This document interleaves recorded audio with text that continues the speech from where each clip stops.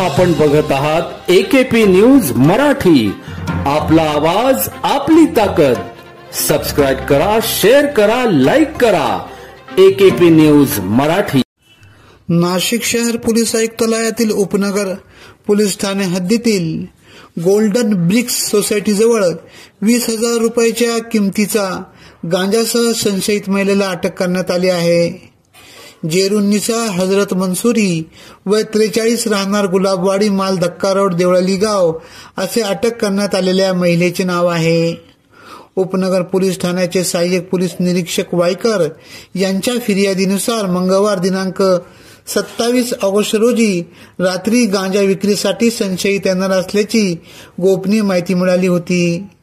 त्यानुसार उपनगर पोलीस पथकाने रात्री 8:30 वाजेच्या सुमारास सापळा रचत संशयित महिलेला अटक केली असता तिच्या ताब्यातून 2 किलो 50 ग्रॅम गांजा, छोटा वजन काटा, प्लास्टिकच्या पिशव्या अशा 20,000 रुपये किमतीचा मुद्देमाल जप्त केला आहे।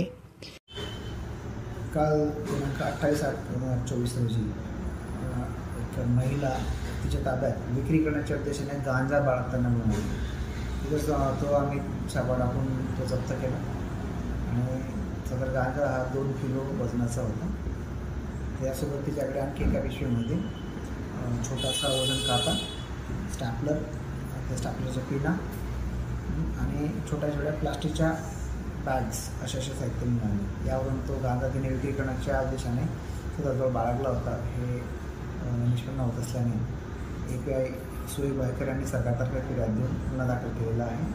गुन्ह्यामध्ये NDPS ॲक्ट कलम 8 20 आणि 2 अन्य गुन्हा नोंद केलेला आहे। सदर महिला ही अटकेत असून तिची आता पोलीस कस्टडी घेतलेली आहे आणि गुन्ह्याचा पोलीस तपास करीत आहे। सर, यात किती आरोपी जमा आहे? सध्या तर 1,000 रुपये आहेत त्यामध्ये। नंतर आता याच्यात सदर महिलेने हा गांजा कुठून घेतला या अनुषंगाने पण तपास सुरू आहे। AKP न्यूज साठी ब्युरो चीफ अनवर खान पठाण, नाशिक।